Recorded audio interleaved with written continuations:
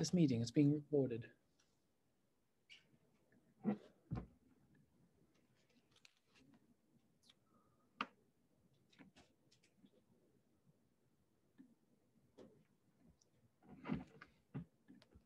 it was miserable hot today.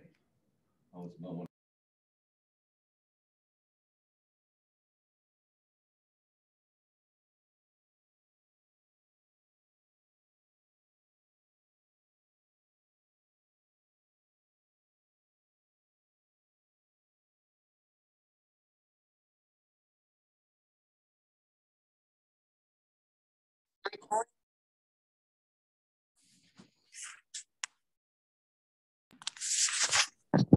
Welcome, Bob. Welcome, Mary Lou. How's it going? Oh.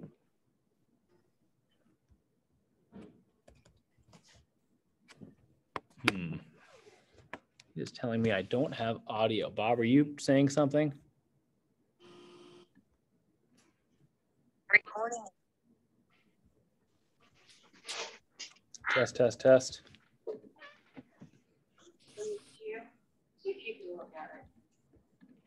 Hang on just a second.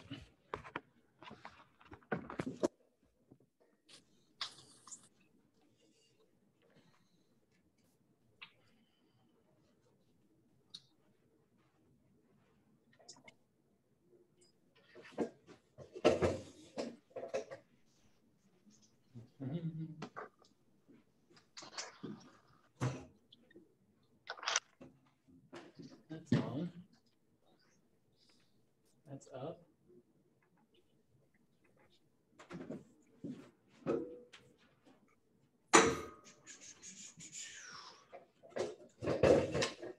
Oh, you know what I bet the problem is?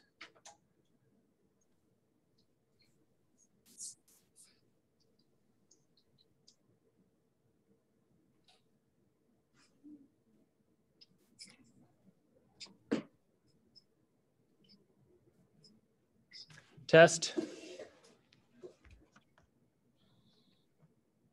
Mary Lou, can you say something? I can hear you fine. We'll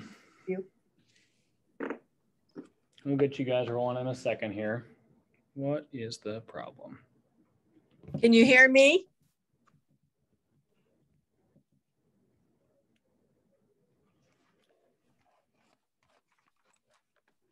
Let me try it this way.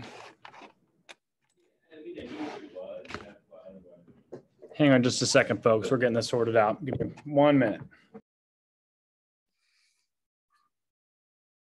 I can hear you.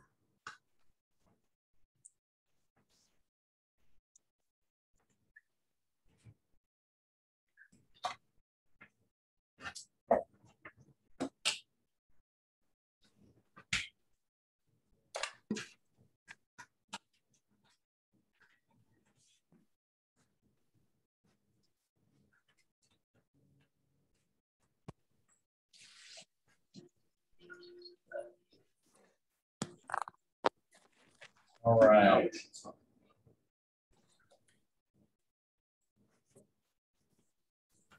Okay, you're almost there. Preston, would you mind closing the door for me? Yep.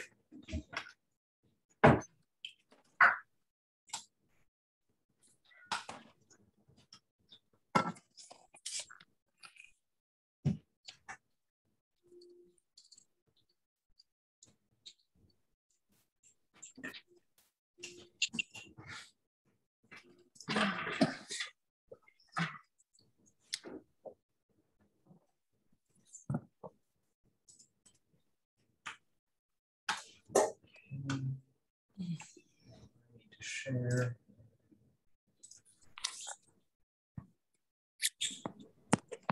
Test, test, test. Test, test, test.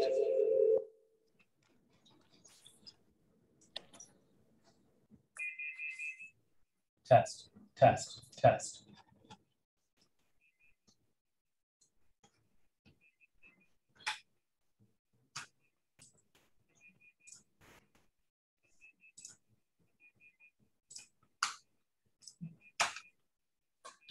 Okay.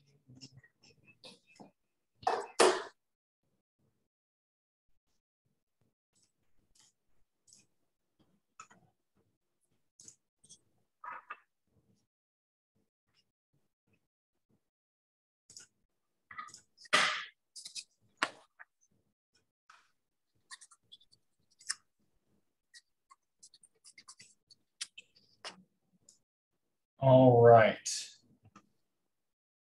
Preston, would you mind coming over here? So folks on the screen, it's just me and Preston and you guys. So I designed this to be conversational today. We had a late in the game cancellation from our investor, which is disappointing, but we will press on, and I'm excited to have a conversation.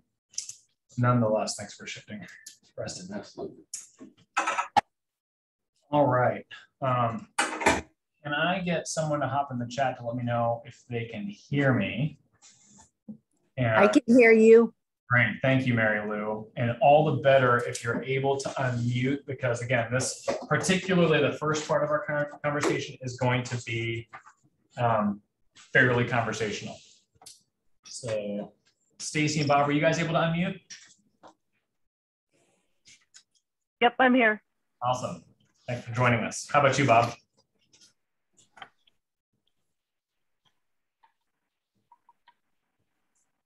All right, looks like Bob is not in a position, so we've got at least a handful of us interacting. So today is the final chapter of our conversation on real estate investing. We learned kind of the why, the big picture, the purpose, the role that it plays in wealth building and developing passive income, which is something that I'm very passionate about.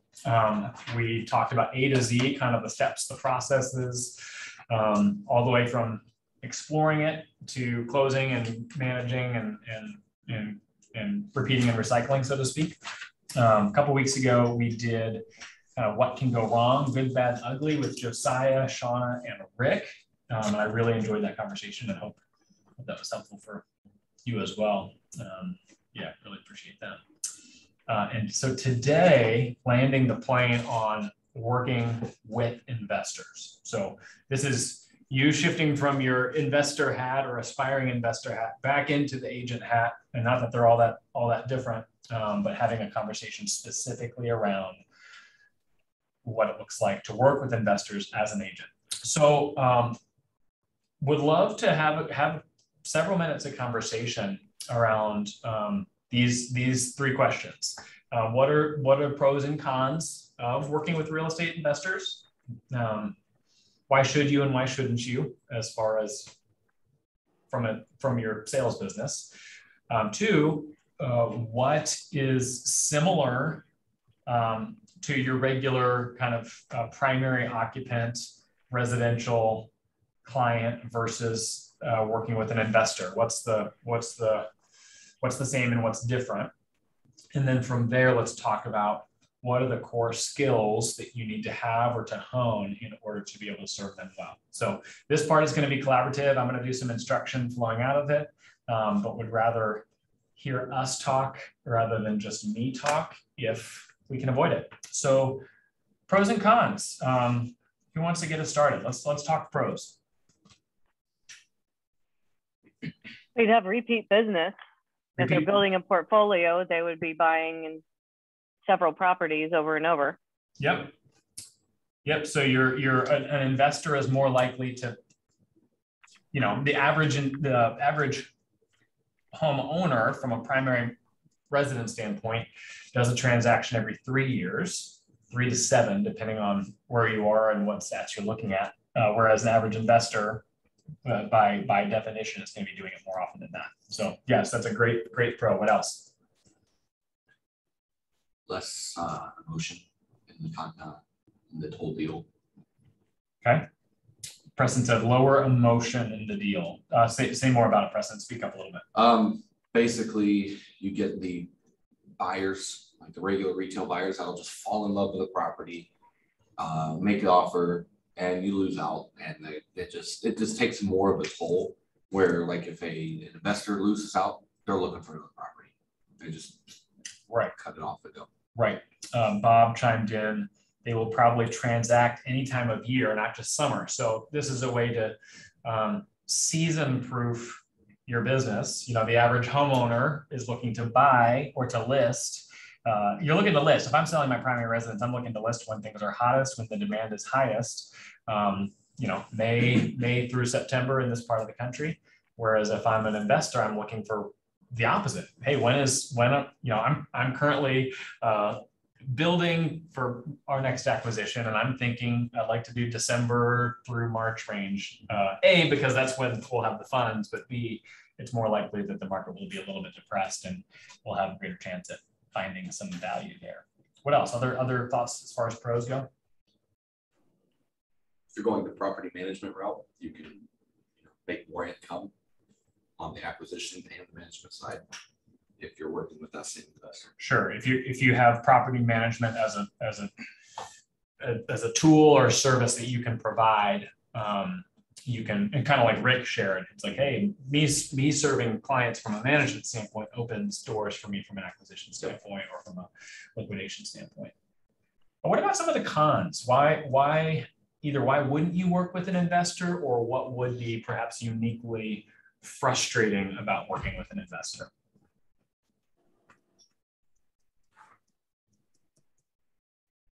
You can make multiple offers, like very lowball offers that might not get accepted, and just kind of get frustrating writing that many offers. Can you guys hear Preston okay? Yep. Okay, great. Yes. Yeah, so the frustration, when you're writing for a, back to the emotion comment that Preston made, when I'm helping a would-be first-time home buyer, or this is our forever home, our emotion is up in it, they're writing to win. Hey, I want to win. Whereas an investor is looking for value and looking for a deal. And so and particularly in a market like this, where deals are not just all over the place, you might write a bunch of deals and he doesn't care. Or she doesn't care. My numbers work or they don't work, and here's the numbers where they work. And so so tease that out. What's bad about writing multiple offers? Time intensive. I would argue also from a relational standpoint in the community, hey, here's a $150,000 home and you've got an investor. And I helped another one of our agents on a situation recently where his investor wanted him to write an offer for $85,000. And he was just like, why do I even, not just time intensive, but I know this is a waste of time. And so do I spurn that and say, sorry, I'm not going to do it? Or do I just invest the time and suck it up? Knowing it'll be a waste, and knowing also that the other agent on the other end might give you a hard time about it, the shame factor or the what are you thinking standpoint. What else? What are other cons? Might be time intensive as far as showings and stuff too. Mm-hmm.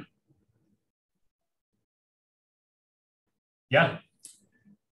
We have an agent here he's not an agent. He's not helping anyone else buy and sell. He does a whole lot of investing in the area, and he got his license so that he didn't have to help with the showings. Because hey, this one popped up, or I just want to see 10 houses and I may or may not be looking to buy. I don't need to buy. An investor never needs to buy. Their motivation is never going to be quite as high, barring extenuating circumstances. And so you're more likely to do the runaround. Anything else? How about an out-of-state buyer? That can be a little tougher, right? Sure. Yeah, you got an investor from California who wants you to search, and they're they've heard there's deals and cash flow to be found in the Midwest. And so just the logistics of communicating and not just making it happen, but I would also argue helping to translate to help them understand what you can expect in this market, for sure, out of state or out of country. There's a lot of foreign money coming into the States right now because there's into middle America because it's value is much easier to find, believe it or not, in the States than most other countries in the world. And so not just out of state, but out of country. And how do we translate that, connect that, help them understand what they need to know? Anything else in the pros and cons range? I think as far as a pro goes, financing might be a little easier.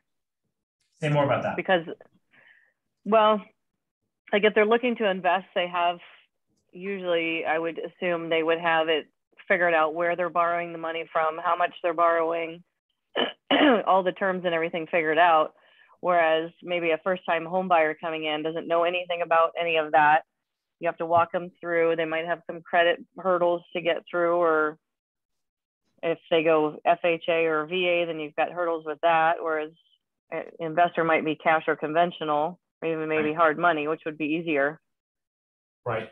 No, that's a great point. You're not likely to have to jump through the hoops that USDA loans make you jump through, FHA loans. Granted, we bought an investment property on an FHA because it was a unique situation. But yes, your average investor, by definition, should, there's pie in the sky folks out there, but by definition should have greater financial solvents than your average first-time home buyer. Credit score, cash, and reserves. They're more lendable, or should be. I sent the Bigger Pockets guide for agents working with investors. Oh, nice. It's really good for people to read through. Yes, I've actually got that linked later in this conversation. So reading my mind.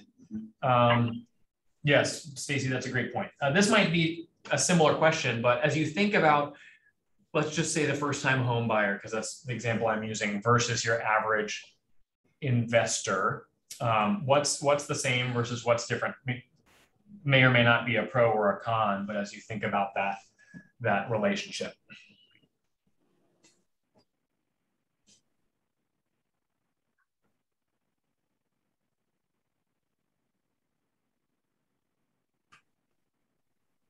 I think some of it's stuff we already mentioned about the emotional versus the transactional.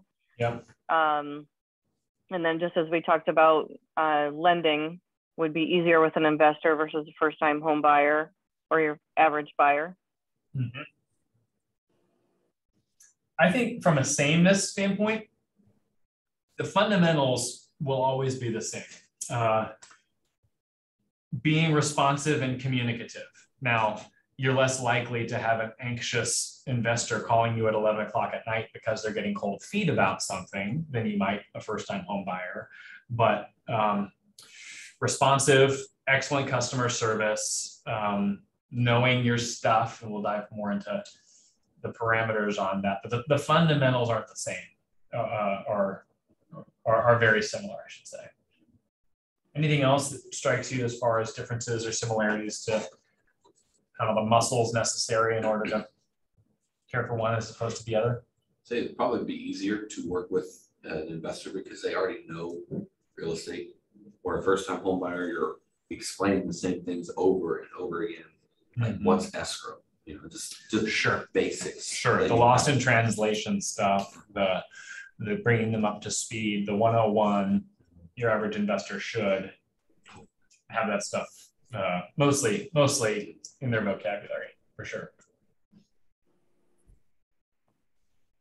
All right, next category, core skills or traits. Bob just chimed in. Investors may have a better understanding of property conditions and more open to take on things that need to be fixed or upgraded. Yeah, so we talk about in this market how many buyers are waiving inspections or feeling that they need to do that in order to be competitive. Your average primary residence person, that might be a terrible idea. Whereas an investor, to your point, Bob, say, hey, I'm looking for a fixer upper. There's a place that Preston's looking at right now. I haven't seen it. I don't know the details, but it sounds like it would take some work, and it's therefore more appealing to you because there's work equals value. You know, one of the guys that I like to listen to says the bigger the problem you solve, the more money that you have the opportunity to make. And so an investor isn't looking for, that molding is a little bit off, or the vent in the bathroom is making a weird squeaky sound. Like, whatever, I'm likely going to, redo that anyway. Of course, there are investors that are looking to spend as little money as possible, but they're more likely to have a mindset that says, no, I'm looking to add value to this, not just inherit the value that's already baked into their offer. Right, it's baked into the offer, exactly. Core skills. So as you think about honing your skills or having the skills in order to serve investors well, what jumps out to you? Evaluation of properties. Evaluation of properties. Tease that up for me. Knowing how to calculate what your NOI could be, the basic rents of the area, have a good spreadsheet that you can pop in, like your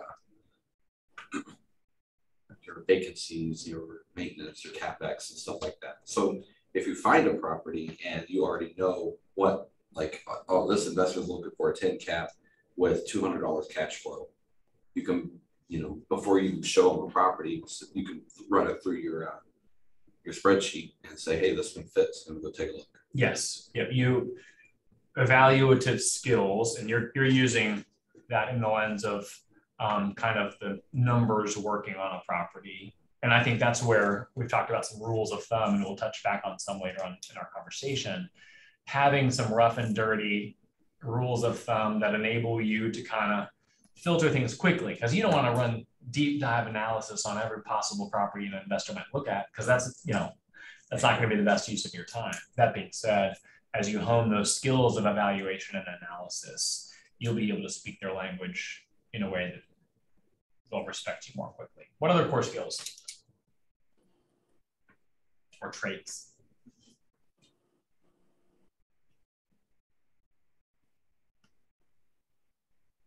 You just need basic communication skills. Keep everybody in the loop. Do your research. Find out as much information as you can from the other agent. Mm-hmm. One layer to that, and I don't have personal experience here. Some of you might can chime in on the conversation if you do.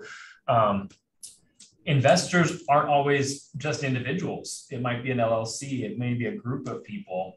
And so understanding the relationships, understanding who you're communicating with. Yes, it's an individual, or at least it's a clear point person a lot of the time, but that may not always be the case. And so what does it look like to communicate in a clear and compelling manner with the major stakeholders that need to know?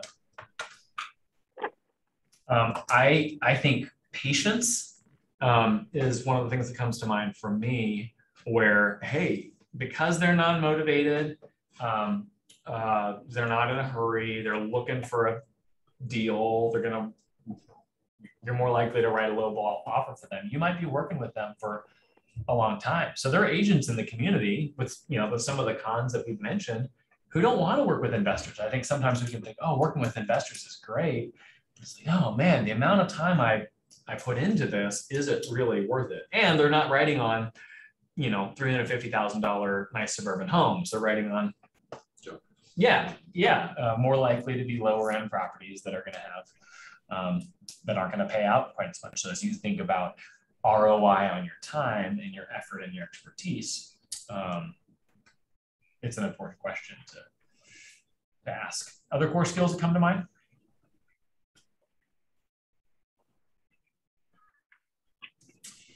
Bob chimed in. Working with new investors, you got to know financing options: conventional, hard money, seller carryback financing, etc.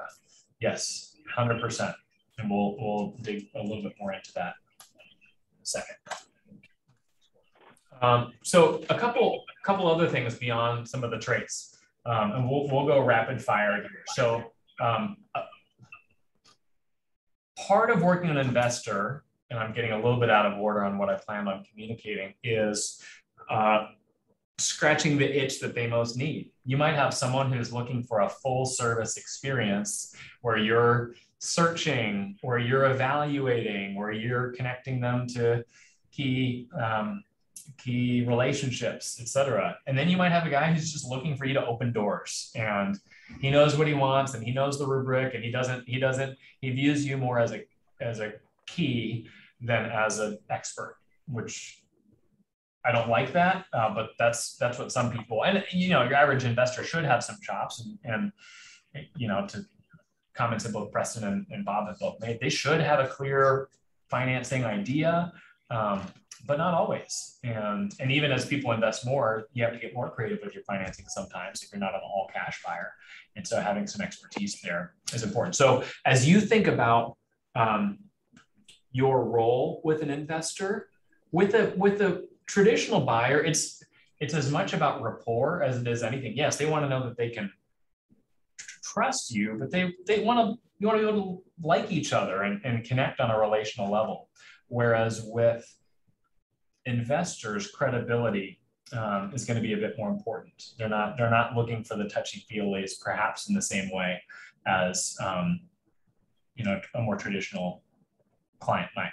So one way that you gain credibility is by speaking their language. And I've just thrown 9 key terms up here. Let's go rapid fire. And there's no shame if you don't know it, but I just want to go around the horn. And I know, Bob, you can't speak, but Mary Lou, you want to take a stab at what cap rate is?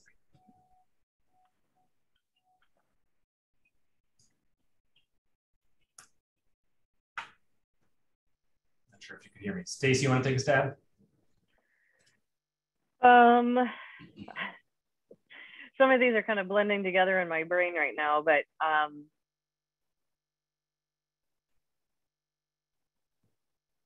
oh crap, I can't remember. That's okay. Preston, what about you? It's capitalization rate. So the formula is right. I believe it's net operating income divided by property value. Correct. And essentially that gives you a percentage. If I'm ever explaining it to anybody, I tell them, like, if you buy the property all cash, it is your basic interest rate. Yeah, it's your basic return on investment were you to fully fund it, which many people aren't. An investor perhaps is more likely to, but it is the true return on the full amount of money. If you're leveraging, it's a different conversation. So yes, it is the net operating income, which is gross income minus expenses, and what's not included in that. Debt service is not included. So your mortgage payment does not count, but insurance, taxes, maintenance, utilities if applicable, lawn service if applicable, vacancy and capital expenditure allowance. So yes, it's effectively the interest rate or the return. All right, ROI. Preston, what's that? Return on investment. Return on investment. That's what they're ultimately looking to get out of it. Stacy, you want to take a stab at NOI?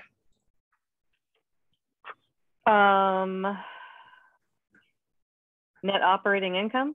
Yep, net operating income. So gross rents minus the expenses, or gross income minus expenses. CapEx. Preston, what's CapEx? Capital expenditures.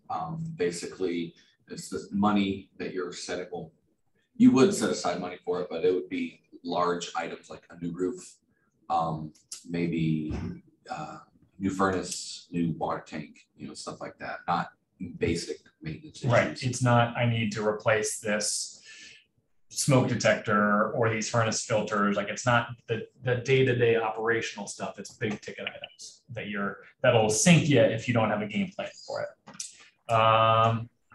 Stacy, you want to take a stab at the 1% rule? The rent that you should be able to charge should be 1% of the purchase price. Correct. Yes, the monthly rent should equal 1% of the purchase price. So $100,000 property should rent for $1,000 a month.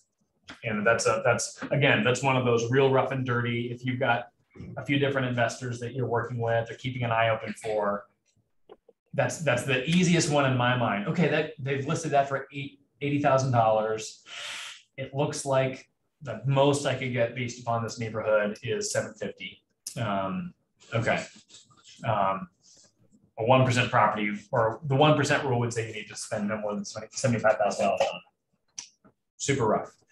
Welcome, Chris. Glad to have you. We're firing through some key vocabulary, and you're welcome to join us. Welcome, Lynette. Thanks. Does anybody want to take a stab at the 70% rule?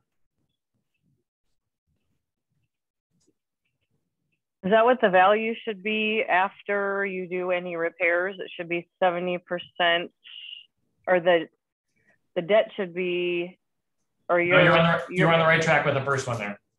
If your money into it should be no more than 70% of the market value after you've done any sort of repairs. Correct. Yeah. So it bakes in the repairs. So if you, if the property is listed for $200,000 and you, based upon your expertise and your review, think that it needs roughly $20,000 in work. So 70% of 200,000 is $140,000, unless I'm wrong. You take the $20,000 out of that. So with the 70% rule, you should be offering $120,000 for that $200,000 property. $200,000 does not mean, and this is again where your reps and your expertise, and the more you do this, the better you get. $200,000 does not mean that that's what it's listed for. It's with your expertise. Okay, it's only actually listed for 140 because it's in 1980s garb, and there's a hole in the foundation. But I know a guy who can fix this, and we can skin this, and we can do that for $20,000. But in this neighborhood, a freshly updated house is worth, I could sell this for $200,000, or I could refinance it at $200,000. So it's not the number there is not list price. It's what you, in your expertise, believe it would sell for, fully updated, or as updated as you would feel comfortable doing it. Cash flow. Who wants to take a stab at what exactly what cash flow is?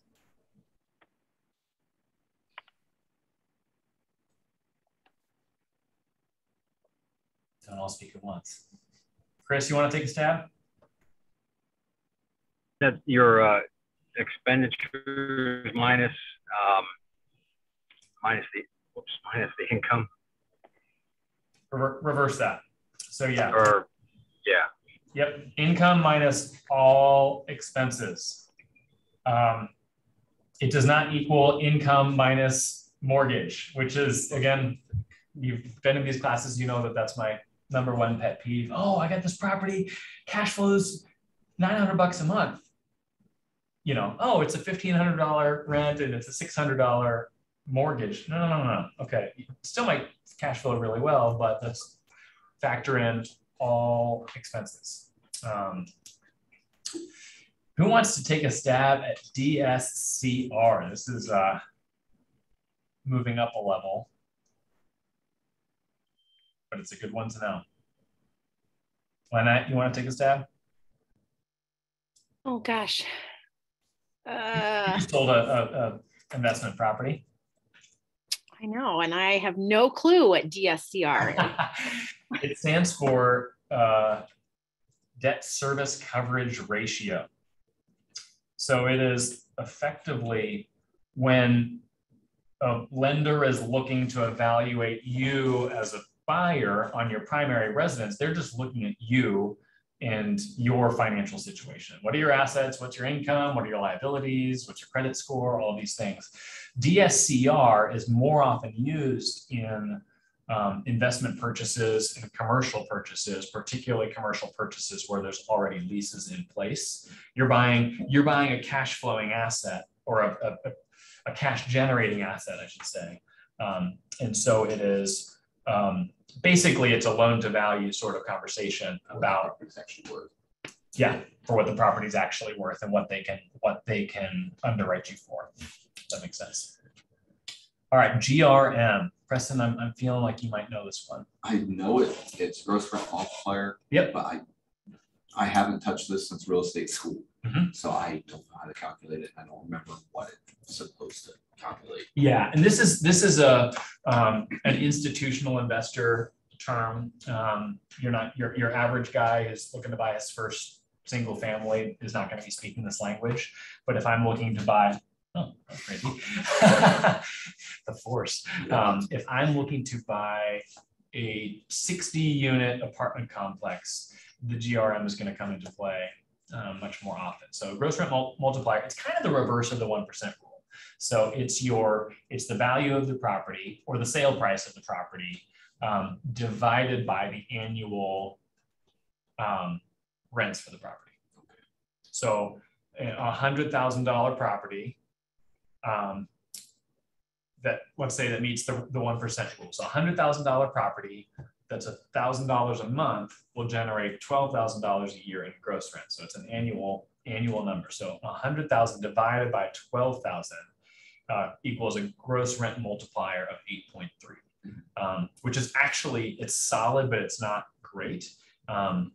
Sweet spot is between 4 and 7. So if you get 7 and under, that's going to be a fantastic property from a cash flow standpoint, from an income generation standpoint. Yeah, those last couple are not as essential, but in your working to develop credibility with investors, having the ability to speak cap rate language, speak NOI language, speak cash flow. If I had to pick 3, those are probably the 3 that are going to be the most frequent, but also 1% rule as an evaluative skill will come in handy. That's the one that I go to most often in my personal research. So other skills working with investors, and we've touched on some of this, but having some chops with construction, and that's as much credibility as it is real service, I would say. You know, I was helping an investor last year who he'd come in and tear the place to shreds, and he wasn't looking at, you know, where the sun was coming in. He was looking at, you know, okay, what's going on here? What's going on here? Really knew his stuff. But for me to be able to understand an element of that and kind of speak that language showed him that I would be credible throughout the process. And so studying, going on inspections, asking questions of inspectors, I think that's probably one of the best ways to speak that language more and more. This was already said, but understanding your local market trends, particularly to Mary Lou's earlier comment about if you're working with an out-of-state investor. Oh, I've heard cash flow, you know, I can hit the 2% rule in Ohio. Okay, you know, that may be true in Podunk or in rougher parts of town where properties cost $25,000 and you're going to be inheriting other challenges there. And so really understanding your local market. That zooms in on, hey, were there school zoning things that recently happened? Were there levies? You know, what's happening from a local government standpoint? What is true from an inspection requirement in your city versus in the county versus in the township? Was there something tax related that is valuable to know? And so understanding what's happening there. Did a major employer just move out or move in? You know, the out of state or the less dialed in, or the brand new investor is less likely to be attuned to that. But oh, okay, we've got this new Amazon facility on the southwest side of Akron, 15,000 jobs. Okay, what does that mean for those neighborhoods? We don't know for sure. It's likely to have some form of economic impact. And so staying apprised of local news and even setting up Google alerts to make sure that you're plugged in locally is of real value. Also understanding rents. I think that's one of the most common things that an investor is going to want to understand and they can do their own research, but for you to be able to say quickly and easily, yeah, rents in this market for a property in decent condition are going to run you $700 or $800 a month.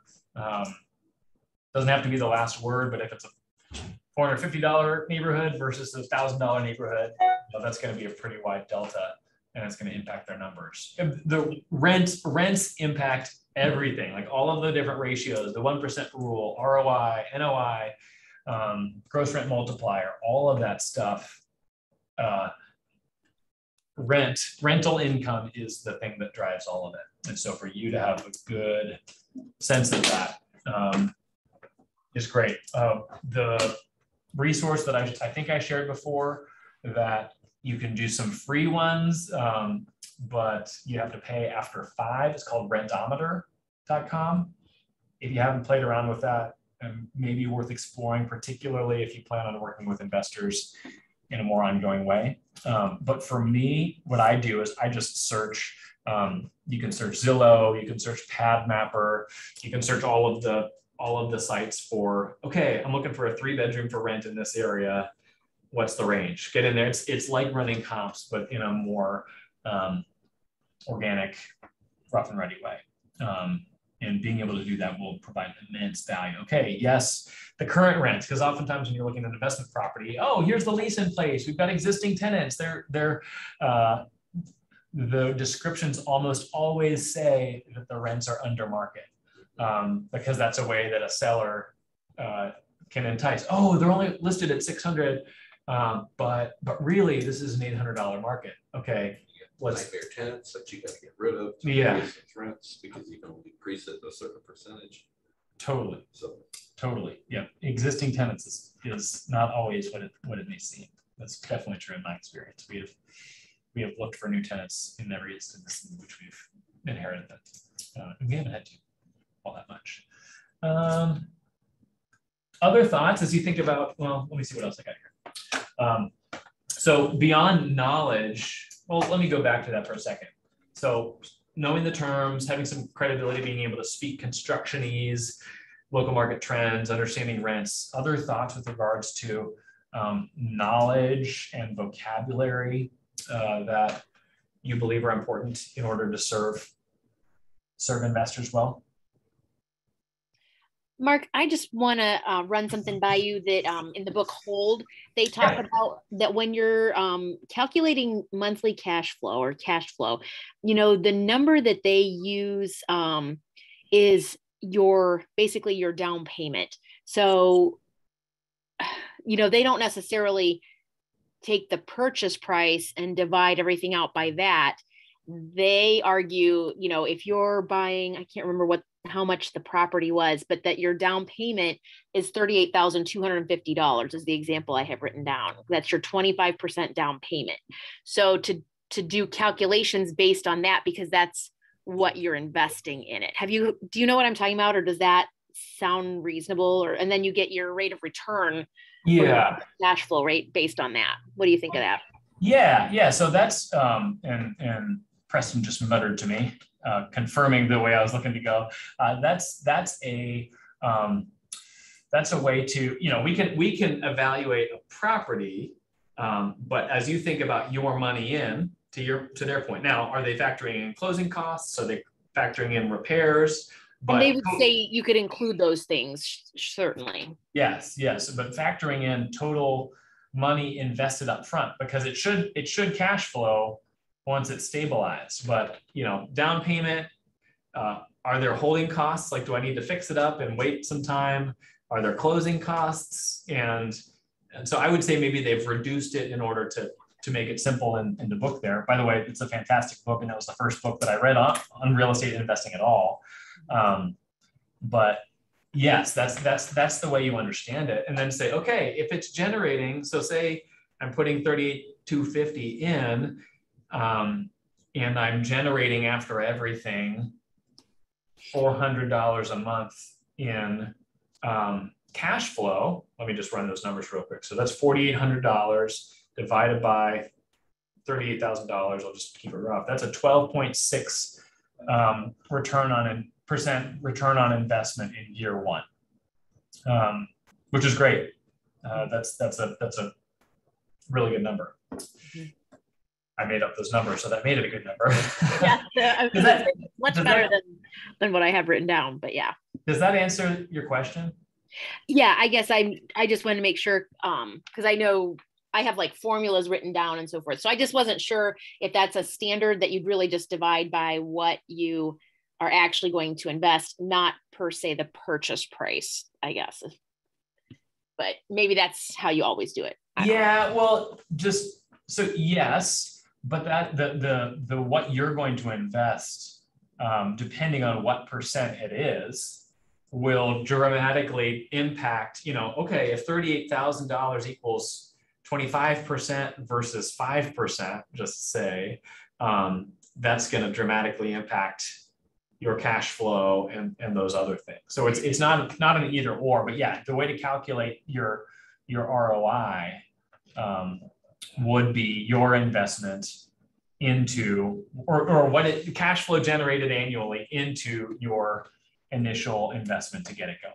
So year 2, you wouldn't have like your 25% down payment. You'd have your taxes, your insurance, your just whatever your operating costs are.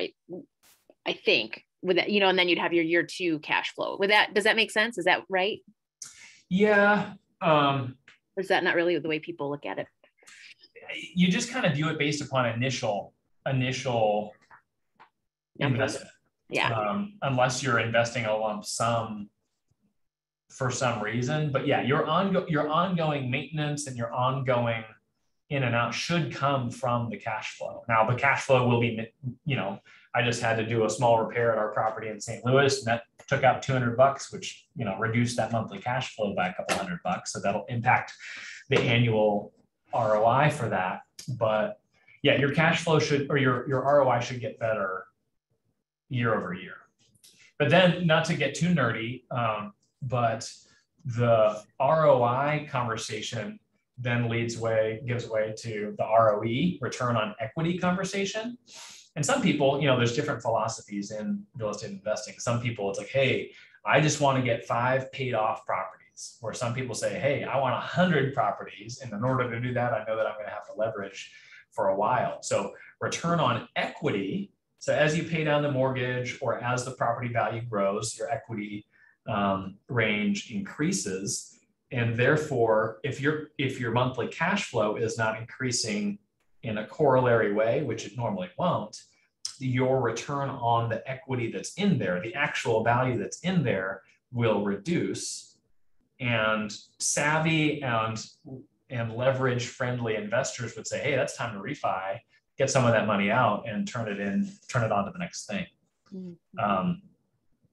I haven't done that myself for those reasons, but that's, if you're really looking to kind of get the most out of every dollar that you're investing, that's the next conversation after ROI. Mm-hmm. I don't know if that helped or not, but yeah, well, it is. And then they also talk about the debt pay down, that on top of your cash flow amount, you can, then you can figure out that monthly pay down amount that someone else is paying off your mortgage, and you're ending up then with equity. I think is a similar thing, but yeah. Yes, and the debt pay down, that doesn't typically impact your monthly cash flow. But again, this isn't just about how much money am I getting per month or how much money are they getting per month. It's how am I building wealth? Yes, some of it comes through monthly income, but some of it comes through an appreciating or increased equity in an asset, whether that's through appreciation or whether that's through debt pay down. So I love tracking that. Like I track our kind of monthly real estate investing portfolio, and the debt pay down is one of the biggest levers that we have if you're being thoughtful about it. Yeah. And if anyone's interested in that book, they're only $15 there at the office versus through Amazon, they're more expensive. Yeah. Come get one. We have Flip, Hold, and Millionaire Real Estate Investor as well. I have not read Flip because I just know that I shouldn't. That's not my skill set. I am not Chip Gaines, and that is okay. Beyond knowledge and vocabulary, understanding, being networked and understanding the potential range of people that can help someone in a transaction. And this is no different.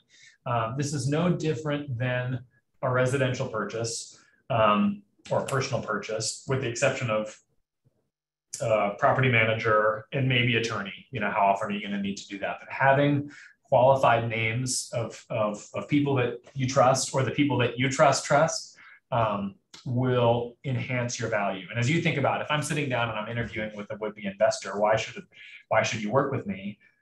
For me to come with a menu of trusted vendors, yeah, many of them will have their own, or many of them will do it themselves, and the high grade folks will have a company that does it for them. But if you're, say, someone we got a couple kind of young budding flippers in our midst, and they're doing a lot of this stuff themselves. And if you're able to say, hey, I know people that can help you with this, particularly in the contractor space, that can make a huge difference. Contractors and property managers can be two of the most significant pain points for investors. So we talked about, you know, the pros, the cons, the value, et cetera. But this is, and I would argue this is true for all client relationships. This is a symbiotic relationship. And we've said before that not everyone is worth your time. Some clients are worth firing. We probably, you know, many of our agents probably have a client worth firing right now, just because they're not serious, or they don't treat you with respect, or they don't respond, or whatever. They're not worth your time. And so these are some categories, you know, in some ways similar to a buyer consult. But if you're sitting down and looking to, you know, get into a relationship, where you've got someone who wants to, hey, help me find a property. These are categories to understand what they're looking for. A, do you want to work with them?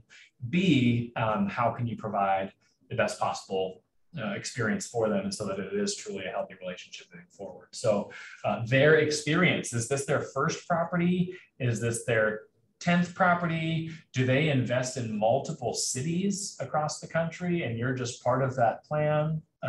That's going to dictate how you engage with them and how much work it takes, probably. What is their end goal? Are they looking to acquire 5 properties in 5 years and be done? Are they looking to do it all from a beach somewhere? Yeah, what itch does this scratch? Financing. You know, an investor is more likely to be a cash buyer or have access to cash than many traditional buyers. But what's their plan with regards to financing? And as you think about these, you know, say you like the person and you know you want to work with them, these categories are going to be kind of how much work you'll need to do for them. So you might have a guy who says, hey, I've got financing taken care of. I've got private money lenders. Like, I don't need you to help me at all with that. Great. That's just kind of one box checked, presuming that they're trustworthy and telling the truth as far as service that you would need to provide. What is their strategy? So again, we've talked, there's flipping, there's buy and hold, there's wholesale, there's the live-in flip, you know, there's house hacking, there's a number of different approaches. And if someone's looking to just buy and hold versus flipping, and I'll quiz you guys for a second, what's going to be the biggest difference between a buy and hold investor and a flipping investor as far as what they are looking for in property? A flipper, they're looking to turn it around quicker. Yep. Looking at something with, I guess, I might be wrong, but relatively minimal fixer-up points, Sure. or at least things that they can take care of, you know, by hiring, you know, a group of people or whatever. Yep. So work to be done, speed at which the work can be done. You know, they're not looking for a year-long project if they can avoid it. But they're also, and I would say this is the biggest, one of the biggest differentiators is they need a much broader margins.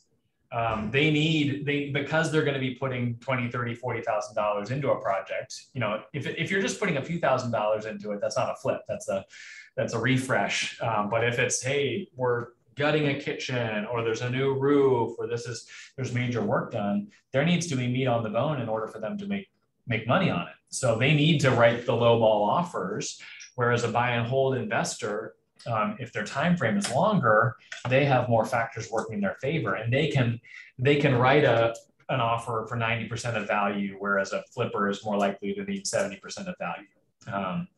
And so it's going to be easier to get a buy and hold investor under contract, because it's going to be easier for them to write a strong offer in theory, obviously depending on the person. A buy and hold investor is also, everyone has their different range as far as ethics and care goes, but a buy and hold investor is more likely to be concerned about something that might be an issue in a couple of years. Whereas a flipper, and even a flipper with integrity, it's like, hey, I'm not worried about 5 years from now. I want this to be a good house. I want to have integrity with what I do, but I'm not thinking capital expenditures for myself down the road. I'm thinking, how can I invest in the most strategic places to get the value? And again, you can do that with integrity. Property type. So if you're talking with someone who's looking for a single family, 3-bedroom ranches in a particular community versus 4+ unit apartment complexes versus land to develop versus retail, that's going to dictate how you spend your time and the skills that you need to acquire. Most of you don't have what it takes at this stage to help somebody buy a strip mall or an industrial complex. Fortunately, we do have agents here who have that experience and can support you in a project like that. But yeah, the sort of property that they're looking for, and particularly if they are looking in the commercial space, the places that you look will be different. You're not going to find warehouses on the MLS. LoopNet, et cetera, are the places where you tend to find those. And most commercial properties, much of commercial transactions are done before things even get on LoopNet. It's more about pocket listings and knowing the key players than it is about finding it online through a search. Other categories to explore: what is their budget, and is it realistic? Hey, I've got I'm just getting started out and I got $5,000 to invest. Nothing wrong with that, but that might impact the sort of time frame that they're on, and lining that up with what makes sense in the community. What are their location preferences? Are they looking at a particular school district? Are they looking at a particular municipality? Are they looking to avoid certain places? We always need to be careful for civil rights, fair housing violations in the way that we talk about, the way that we understand, the way that we filter things. But obviously location matters profoundly when it comes to picking property. This is one of the more important categories to explore: is who is on their team. And I touched on this before, but do they have lending or financing covered? Do they have contracting covered? Do they have an attorney? Do they have a handyman? Do they have an insurance guy? All of the, and you could create a list of all of the potential range, and in your console, check them off if they've already got them, just so you know where the value can be provided. And then finally, and I coined this phrase, rejection threshold. If you got someone who's glad to lowball and they want you to write 100 offers, which is not everybody, but it's plenty in this space, versus the person who really, hey, they want to win, they want to get properties. That's going to impact obviously time on task and how much fun it is to work for them, if we are being honest. I'm curious. I'd love to hear conversation feedback. If anybody has had someone that in the investing space, because I know that we face this in the personal space, in the investing space where you didn't get a sense that they were really serious, whether they had you write offers that you knew were totally out of the realm of realistic, or whether they had you show them 50 houses that they never took action on. How did you handle that? What does it look like to engage with an investor around expectations? Any experiences there? Any thoughts there? I think a lot of people, when they first get their license, someone will reach out, hey, I'm looking to buy a duplex, whatever. And they've never had any experience. They've never have done any deals. So you just set them up with a basic search, because of course you're a new agent too. So you want to make sure, you're getting deals done. But as we have experience and we need to make sure we're putting our time where we need to, like Gary Keller talks about the one thing, the 80-20 rule. Yep. You don't want to waste 80% of your time for 20% of your money. Yep. So just kind of vet your investors, like ask them how many deals have they done, what are they looking for, and stuff like that. Kind of make sure you're working with it. So one thing that I didn't put on here but should have, to your point, is time frame. Hey, I'm looking to invest versus I'm looking to pick up a property by December, and I have the funds to do it, and I'm ready and I'm motivated, versus, oh, I want to be an investor. Everybody wants to be an investor. I hope to get a house someday. Great. That's awesome. Yeah. Here's some books. Here's an app to make sure that you're saving or whatever, but not everybody is an investor. What else? How do you set expectations, or how do you have a corrective conversation if someone is not stewarding your time or valuing your time as much as perhaps they need to?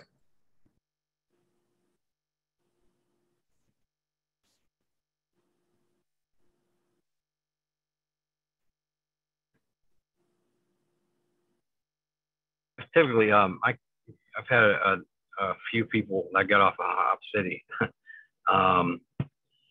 who were pretty unrealistic, and I could tell they were investors because they're looking at the $20,000 homes and that, and I try to explain how the market's going and what they're competing against. I think that, I'm not sure if that helps, but it makes me feel better, I guess. I had somebody, it was a $20,000, and they said, oh, we'll offer them 16. And, no, that's probably not a great idea. And they wanted to stick with it. So they were strangely surprised that their offer didn't get accepted. So it's just to be realistic with people as much as possible, I guess. Yep. Yeah, and that's a difficult thing to do, because you want the client, if there's business to be had, you want the client, presuming that they're not going to be more trouble than they're worth. So how do you set that in a way, hey, here's what we're seeing in the market, here's what we're seeing as far as percent of list price to sale price, those sorts of things to help. And those stats are, they're available on the MLS, very helpful to help. Because some people just want to win. And feel like, oh, I got a deal. They want to, kind of a big fish story. I want to be able to tell people I bought a house for half of what it is worth, because I just like to win. It's like, okay, winning is getting a good asset that builds your wealth over time. And, in that instance, Chris, does investing $4,000 less, how much of a difference in the long term would this make? And I don't know. It all depends on their strategy and their situation. Right.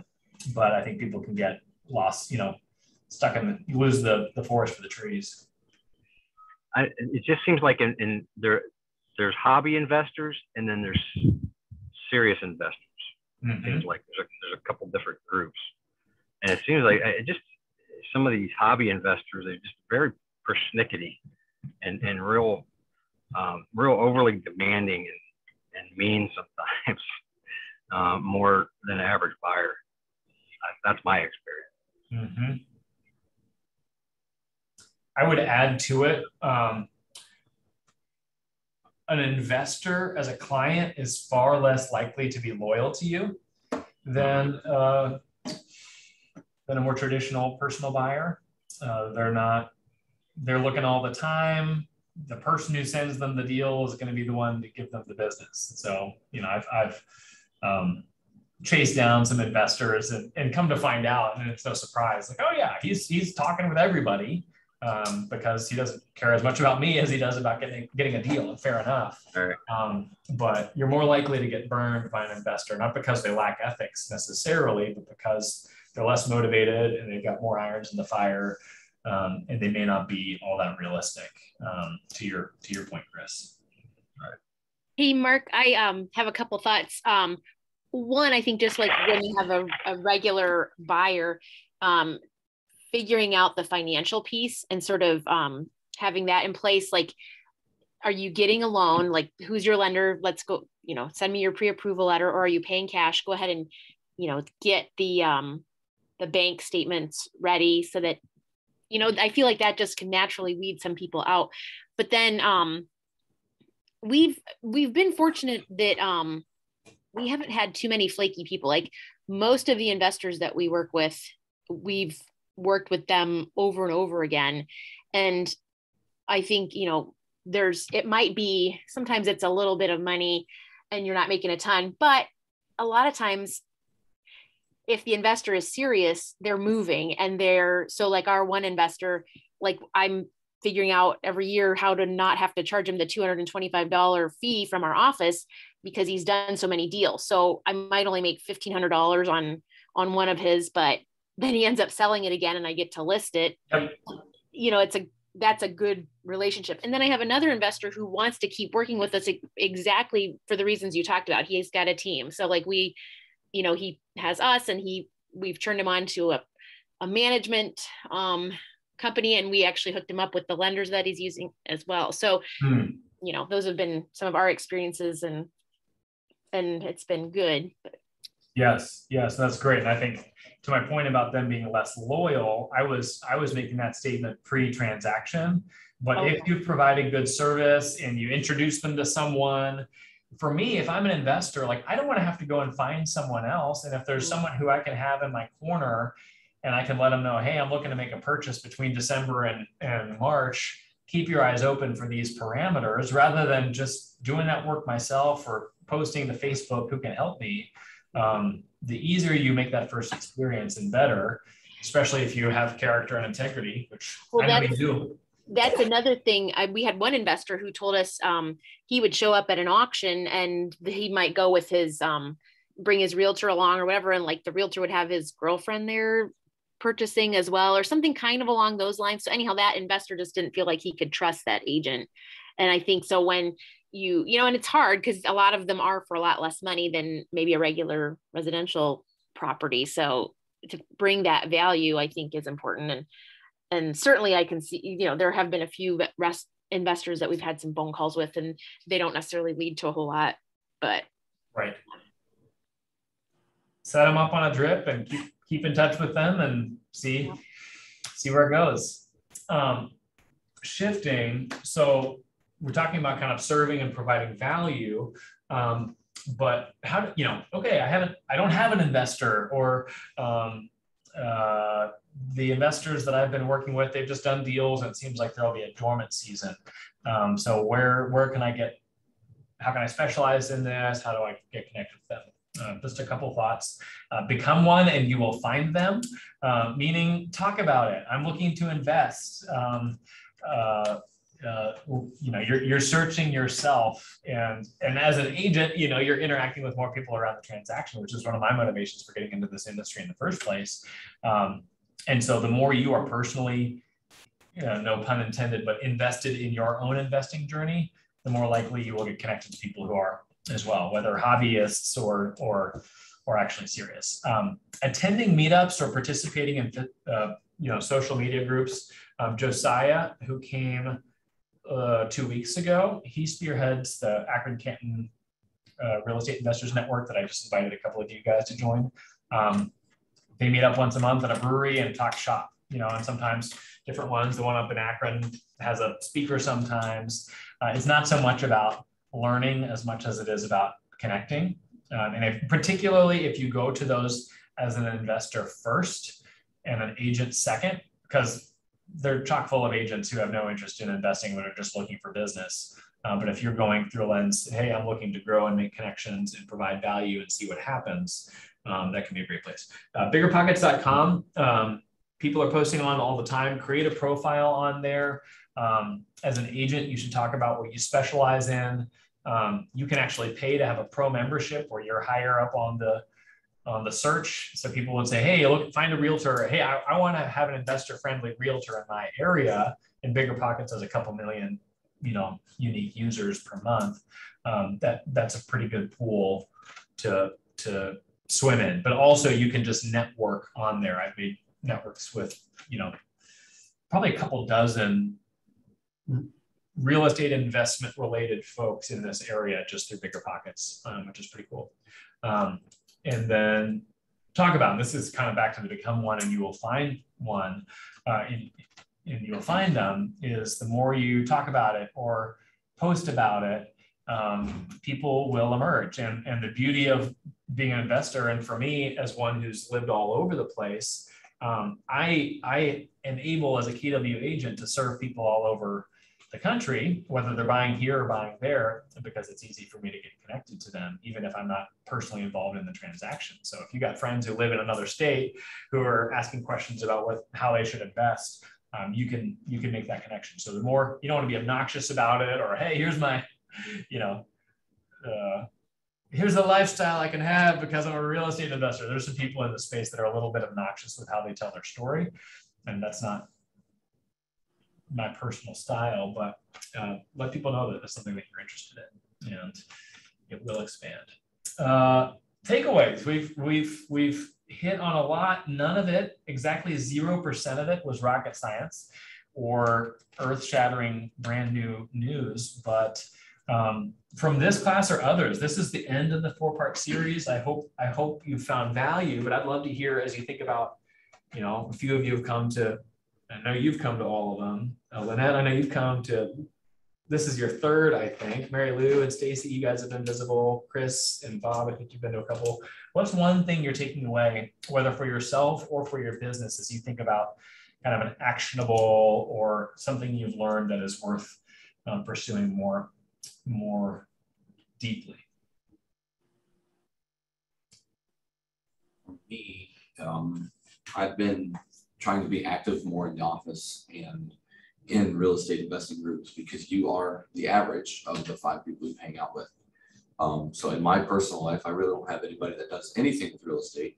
So I'm wanting to talk with more not really agents, but more investors, so I can kind of absorb that.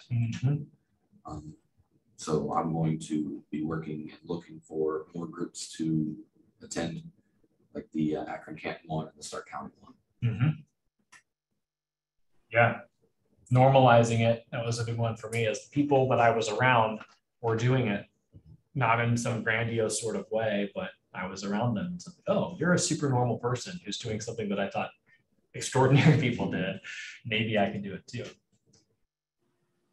Others, that's a great one, Preston. I don't know if you guys talked about it in official capacity at the last one, because I wasn't there, but I know one of the biggest things that I feel like I have to work on as an investor myself is the idea that when I'm looking to put someone in a home, I've got to know what I'm asking them. Like, I have to be consistent, and I have to have the questions ready to go, and make sure that I'm not crossing any lines of what would be appropriate or inappropriate. And as far as just how you choose who you're going to rent to and all those sorts of things. And that was just from the conversation with Dee afterwards. I so appreciate her input on that, because it's just not something that I would have thought of or put as much emphasis on, I guess. So I appreciate the challenge to look further into that. And if you talked more about that sort of thing last time, then I'm really bummed that I missed it. We didn't camp on that in particular, so don't feel too bad. Okay. Yeah, but consistency, developing processes, A, so you're not wasting time, but B, so that you're making sure that you're not getting yourself in trouble or accidentally acting unethically. Yeah. And then I think just in general, the more you talk about all these different terms, and like I, read the book, have some investors. So like, it's like layers of building. And so then being part of this class helps add to the depth of the ability for me to remember what I'm talking about, or understand what an investor's talking about when he throws out the terms that he's read because he's been on Bigger Pockets a lot. And I'm like, oh shoot, I forget what that is. So I just appreciate these conversations just help keep those terms, make them more meaningful for me. For sure. While we're on it, I think I put it in here. I'll drop these both in the chat, but so this is an article that's a guide, that's a guide on working with agents that that's weird. Utilized for this class. So this is the guide.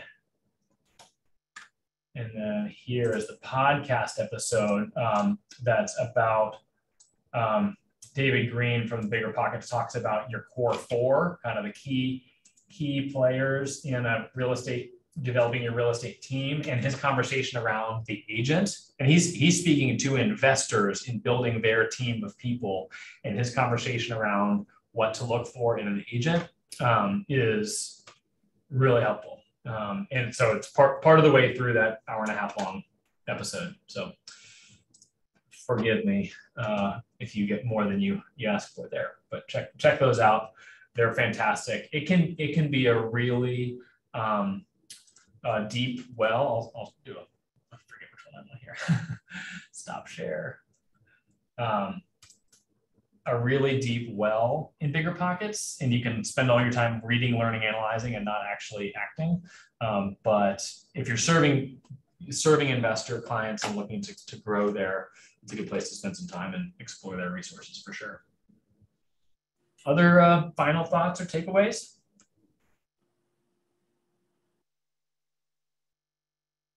All right, well, no need to belabor. Chris, Stacy, Dee, Bob, Mary Lou, Lynette, and Preston. And I think someone else was here, we lost them. Thanks for your time. We will post the recording of this if you came in late, post it on our Legacy Group Guide webpage. I regret that I failed to record the last class, which was a great class and a great conversation, and dropped the ball there. So sorry, Lynette, and anyone else who is following up. Circle back on that. Not the first time, and it won't be the last time that I made such mistakes. Today's was recorded though. So appreciate you all, and yeah, go take the next step. Thanks, Mark. Yep. Thanks, Mark.